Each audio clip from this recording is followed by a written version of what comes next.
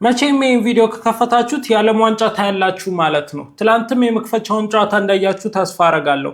ነገር ግን የዓለም ዋንጫውን ማየት ብቻ ሳይሆን በዓለም ዋንጫው ገንዘብ መስራት ትችላላችሁ። እንዴት ካላችሁ በቀላሉ በኮንተንት ክሬሽን ነው ማለት ነው። በዋናነት ሪከመንድ የማደርጋችሁ ነገር እኔ የዓለም ዋንጫውን 104ቱንም ጨዋታ ዝም ብላችሁ ከምትመለከቱ የምትመለከቱበትን ምክንያት ወደ ገንዘብ መቀየር ነው። እንዴት ካላችሁኝ ኮንተንቶችን ኮንሲስታንትሊ መፖሰት ነው። ለምን የዓለም ዋንጫውን መረጥክ ካላችሁኝ ደግሞ የዓለም ዋንጫውን የሚያይ በጣም ብዙ ሰው ነው ያለው። ስለዚህ ቪዲዮአችሁ አንድ ሰው ጋር በሚደርስበት ጊዜ ሞስት ፕሮባብሊ ኢንጌጅ ያደርጋል፣ ይረዳዋል፣ ከዛ በኋላ ላይክ ያደርጋል፣ ፎሎ ያደርጋችኋል ማለት ነው። ስለዚህ ኢንጌጅመንቱ አሪፍ ነው፣ ሰው ያውቀዋል፣ ትሬንዲንግ ነው።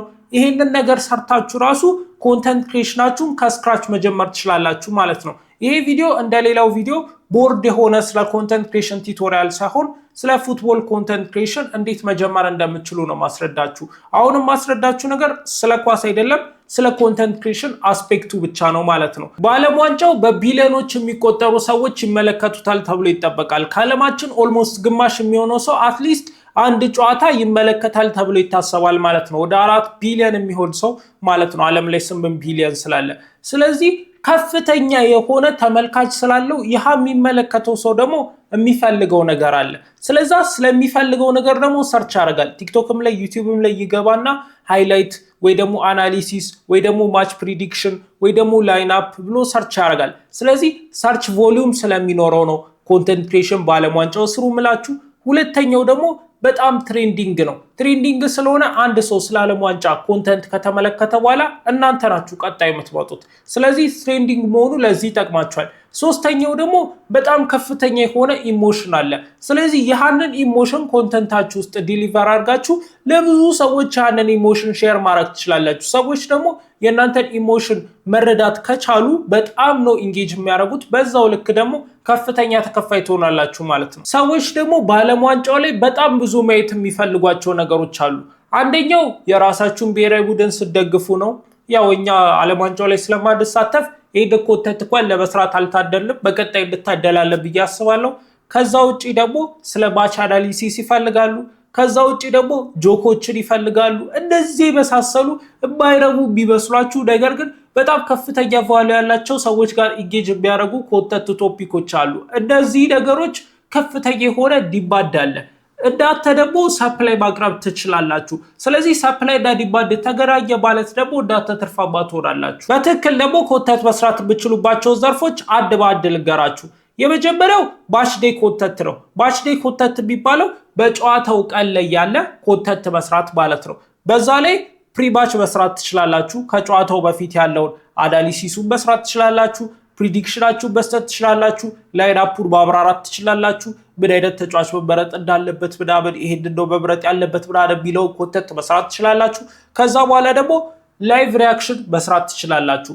ላይቭ ሪያክሽን ስላችሁ ካሜራ ምናምን ሊያስፈልጋችሁ አይችልም። ስልካችሁ በቂ ነው። ቲቪ ካላችሁ በቂ ነው። እንዳንተ በቲቪው እያያችሁ እራሳችሁን ብቻ ሪያክት ስታረጉ መቅረጽ ትችላላችሁ የዓለም ዋንጫ ጨዋታዎቹን። ሶስተኛው ደግሞ ባች ዴይ ላይ መስራት የምትችሉት ፖስት ባች አናሊሲስ መስራት ትችላላችሁ። ከጨዋታው በኋላ እንዲህ ቢሆን ብላችሁ ብታስቡትን ነገር እዚህ ጋር ታመጣላችሁ ማለት ነው፣ በኮንተንት ታሽጋችሁ። ሁለተኛው ደግሞ ልትሰሩት የምትችሉት ነገር ፕሌየር ስፖትላይት መስራት ትችላላችሁ። ይሄ ደግሞ በጣም ቫይራል እየወጣ ያለ በጣም ብዙ ኮንተንት ክሬተሮች እያደጉበት ያለ ዘርፍ ነው። ይሄ ተጫዋች በዚህ ዓለም ዋንጫ ሻይን አድርጎ ቢወጣ ይመስለኛል። ለምን ካላችሁ እንደዚህ ነው። ከዚህ በፊት እንደዚህ ተፈጥሯል፣ በዚህ ጊዜ ደግሞ እንደዚህ መፈጠሩ የማይቀር ነገር ነው። ይሄ ነገር ደግሞ ይሄን ተጫዋች እንደዚህ አድርጎ ሻይን እንዲያደርግ ያደርገዋል ብላችሁ ስለዛ ተጫዋች ከጥንት ከመሰረቱ ጀምራችሁ ታብራራላችሁ። ከዛ በኋላ ይህን ተጫዋች የሚወደው ሰው አለ፣ የሚያደንቀው ሰው አለ። በዛ ላይ ደግሞ በጣም ብዙ የሚተቸው ሰው ስለሚኖር የሚተቸው ሰው ደግሞ በጣም እየተናደደ ቢሆን የእናንተ ቪዲዮ ስለሚጨርስላችሁ ኢሞሽን ስለሚፈጥርበት ኮሜንት ያደርጋል፣ ሪፖስት ያደርጋል፣ ሼር የሚያደርግ ሰው አለ። የመሳሰሉት ነገሮች ስለሚደረጉ የስፖትላይት ኮንተንቱ በጣም ቫይራል ይወጣል። ይሄንን ነው በዋናነት የምመክራችሁ። ሶስተኛው ደግሞ በጨዋታው ልትሰሩት የምትችሉት አይነት ኮንተንት ታክቲካል ኤንድ ኤጁኬሽናል ኮንተንት ልትሰሩ ትችላላችሁ። ታክቲኮችን ማስረዳት ማለት ነው። እንደዚህ አይነት ታክቲክ ቢጠቀም ወይ ደግሞ ስለ ኳስ ያላችሁን እውቀት መስጠት ትችላላችሁ። ይህንን የዓለም ዋንጫ ተጠቅማችሁ ማለት ነው። አራተኛው ልትሰሩት የምትችሉት አይነት ኮንተንት ደግሞ ቫይራል ሊወጡ የሚችሉ ሾርት ፎርም አይዲያዎች አሉ። ለምሳሌ የጎል ሰለብሬሽኖችን ሬት ልታረጉ ትችላላችሁ። ጎሎቹን ራሱ ሬት ልታረጉ ትችላላችሁ። ይሄንን ጎል ከ1 እስከ 10 ስንት ሬት ታረጋዋለህ ልትሉ ትችላላችሁ። የመሳሰሉትን ሚሞችን ጨምሮ ቀልዶችን ጨምሮ አንደኛው ብሔራዊ ቡድን አንደኛው ላይ የሚቀልድባቸውን ቀልዶች ሚሞችን ጨምሮ መስራት ትችላላችሁ። አምስተኛው ልትሰሩት የምትችሉት አይነት ኮንተንት ደግሞ ሁሌ የሚታዩ አይነት ኮንተንቶች አሉ። እንደዚህ አይነት ኮንተንቶች ደግሞ የሰዎችን ኢነር ፊሊንግ የሚነኩ ናቸው፣ ርህራሄውን የሚነኩ ናቸው ማለት ነው። ስለዚህ ይሄ አንደርሬትድ የሆነ ተጫዋች ነው፣ በጣም በከፍተኛ ደረጃ አንደርሬትድ የተደረገ ተጫዋች ነው ምናምን የሚሉ ኮንተንቶችን መስራት ትችላላችሁ። ከዛ በኋላ ደግሞ ፉትቦል ፕላስ ካልቸር ምናምን ብላችሁ ኳስ ከባህል ጋር ያለውን ተጫዋቾቹ የሀገራቸውን ባህል እንዴት እንዳስተዋወቁ ምን አይነት ስለንቦና እንዳላቸው ለሀገራቸው ምን አይነት ፍልሚያ እንደሚፋለሙ አድርጋችሁ መግለጽ ትችላላችሁ። እንደዚህ አይነት ፉትቦልን ነው የሚጫወቱት ብላችሁ ይህንን አናሊሲስ ትሰራላችሁ። ከዛ በኋላ እነዚህን 5 የኮንተንት አይዲያዎች በቃ መፖሰት ነው የሚጠበቅባችሁ። አትሊስት ትላንት እንኳን አልፏል ብንል ዛሬንም አልፏል ብንል ዛሬ አርብ ስለሆነ ከ38ቱ ቀን 2ቱን ቀን ብንቀንስ 36 ቀን አላችሁ። ከዛ በኋላ 104 ጨዋታ አካባቢ ነው ያለው። አስቡት፣ አብዛኞቹ ጥሎ ማለፍ ናቸው። አንድ ጨዋታ ፌል ካረጋችሁ በቃ አለቀላችሁ ነው። በጣም ከፍተኛ የሆነ ኢሞሽን አለ።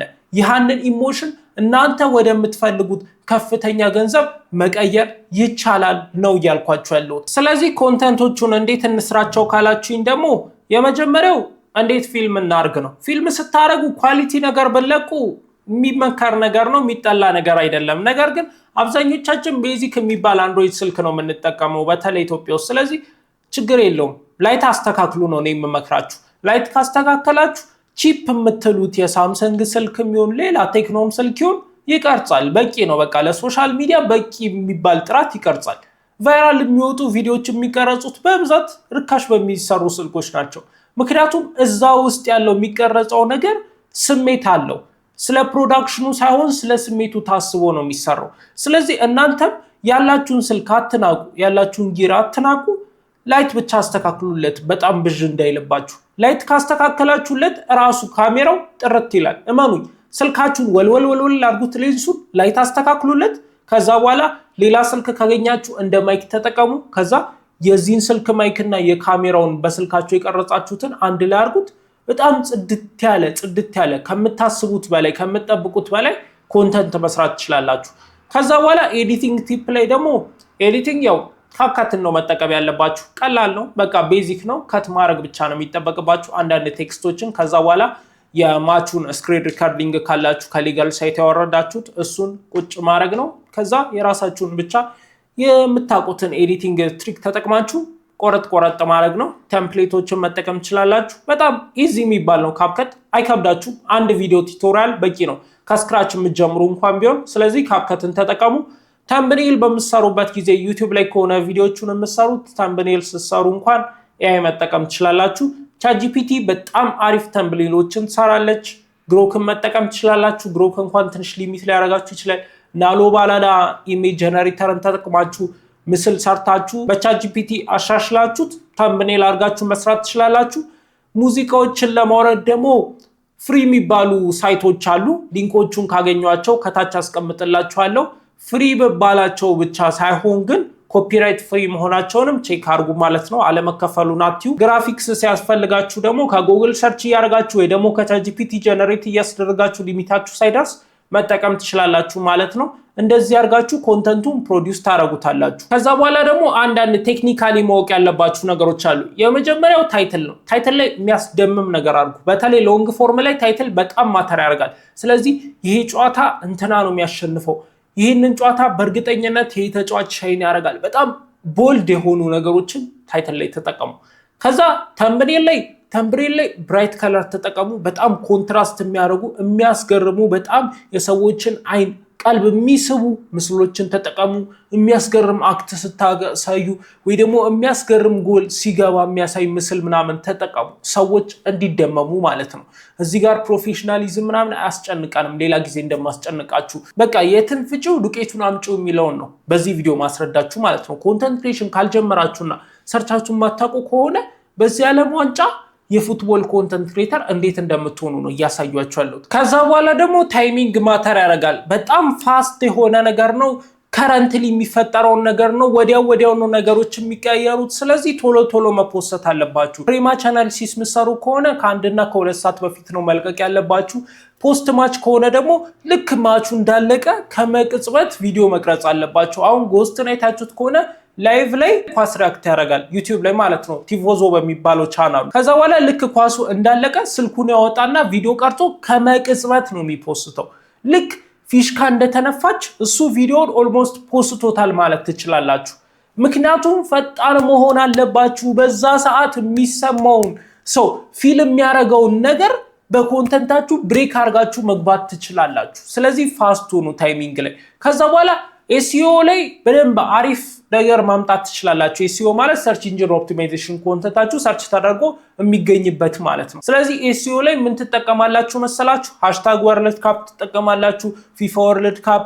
ከዛ በኋላ ፌመስ የሚባሉትን ሜሲ፣ ሮናልዶ፣ ኤምባፔ፣ አርጀንቲና የመሳሰሉ እንደዚህ አይነት ወርዶችን ተጠቅማችሁ ቫይራል እንዲወጣ ሰርች እንዲደረግ፣ ሰዎች ሰርች ሲደረግ መጀመሪያ ላይ እንዲያገኙት ማድረግ ትችላላችሁ።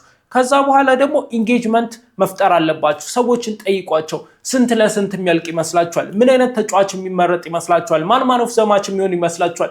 እስከ ስንተኛው ደቂቃ ስንት ለስንት የሚሆኑ ይመስላችኋል? ማናቻ የሚያደርግ ይመስላችኋል? ጨዋታው እየተካሄደ የምትፈጥሩ ከሆነ ላይቭ ላይ ምናምን በቃ እንደዚህ አይነት ጥያቄዎችን፣ ኢንጌጅ የሚያደርጉ ጥያቄዎችን፣ ሰዎችን በኮመንት የሚያነቋቁሩ ጥያቄዎችን ጠይቁ። ኢንጌጅ ያደርጋሉ ሰዎች። በደንብ ነው ኢንጌጅ የሚያደርጉት። እናንተ አሪፍ ጥያቄ ጠይቁ ብቻ። ከዛ ግን መረዳት ያለባችሁ አንድ ነገር፣ አብዛኞቹ የምትጠቀሟቸው ምስሎች ምናምን ኮፒራይት የተያዘባቸው ናቸው። ስለዚህ ዩቲዩብ ላይ ስፖስቱት ምናምን ኮፒራይት ሊያወርድባችሁ ይችላል። ስለዚህ ተጠንቀቁ። ኳሊቲ ቀንሳችሁ ለመጠቀም ሞክሩ። አሁን የኳስ ጨዋታ በኳሊቲ ሪከርድ አድርጋችሁ ከፖስታችሁ ችግር አለው። ምክንያቱም ኮፒራይት የተወሰደባቸው ናቸው። እናንተ ደግሞ መብት ሳይኖራችሁ እየተጠቀማችሁ ነው፣ ኮፒራይት ይወርድባችኋል። ስለዚህ ኳሊቲውን ቀንሱት።